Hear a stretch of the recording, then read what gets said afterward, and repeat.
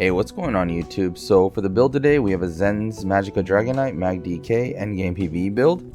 So this build does 105k with medium armor and 98k with light armor. I will be showcasing the light armor build, and then I will have step-by-step directions to what I did for the medium one.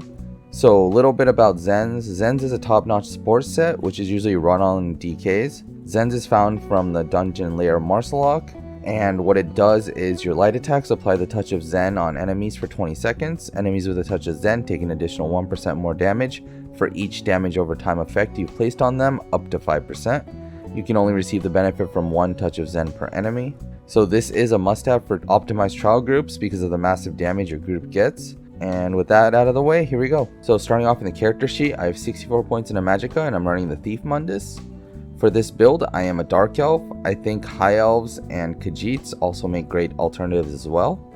So for the food, I recommend running Clockwork Citrus Fillet. A cheaper and almost just a good alternative would be Witch Mother's Potent Brew. And lastly, if you're parsing or need more sustain, then Ghastly Eyeball is always the go-to. So for potions, we're just going to be running Standard Essence of Spell Power. Reason being is we don't have 100% uptime on Major Prophecy. And make sure you have 3 points into medicinal use to benefit from the full duration of the potions. So for CP, for the blue tree, we're going to be running Backstabber, Wrathful Strikes, Deadly Aim, and Master at Arms. For the red tree, Sustained by Suffering, Siphoning Spells, Rejuvenation, and Boundless Vitality. So for gear, we're going to be running 5 pieces of Zens paired with 5 pieces of Whirl of Depths, 1 Maelstrom Inferno Staff on the back bar, and 1 piece slime and 1 piece harpooners. So breaking it down in the main hand, we have a Zen's Dagger Nirnhone with a flame damage enchant, and the offhand charged with a poison damage enchant. For the back bar, we have a Maelstrom Perfected Inferno infused with a weapon damage enchant. For the head, we have 1 piece Slime Crawl in medium Divines with a max mag enchant. For the body, we have 5 pieces of Whirl of Depths, all Divines with max mag enchants. And for the pants, we have a Harpooner's Waiting Kilt, Divines with a max mag enchant.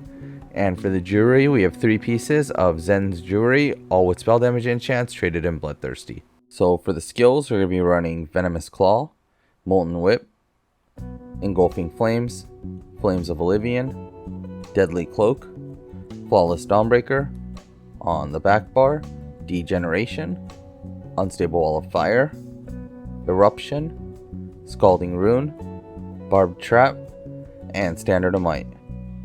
So for the rotation, we're going to be basing it off of like a semi-static rotation.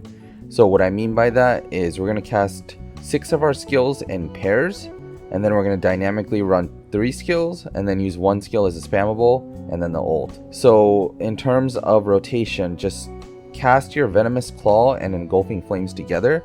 So that's the first pair. The second pair is going to be your Eruption and Scalding Rune. And the third pair is going to be Degeneration and Unstable Wall of Fire. And then that leaves Barbed Trap, Flames of Oblivion, and Deadly Cloak as your dynamically run skills. Molten Whip as a spammable.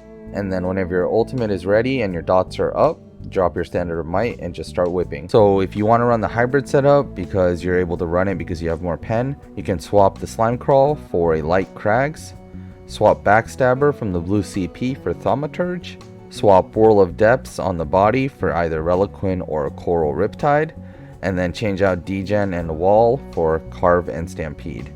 And the rotation is going to be pretty similar. Instead of running 6 skills as duos, we're going to be running 2 skills as duos, which is the Venomous Claw and Engulfing Flames, and then Eruption and Scalding Rune, and then dynamically keep up in the priority of Carve, Barbed Trap, Flames of Oblivion, and Rending Slashes, and then Whip is spammable, and then drop ult when all of your dots are up so you can go into a whip spam. So closing thoughts, since this is a Zen's build, we can't swap out Zen, but instead we can swap out our Mythic and 5-piece Whirl of Depths.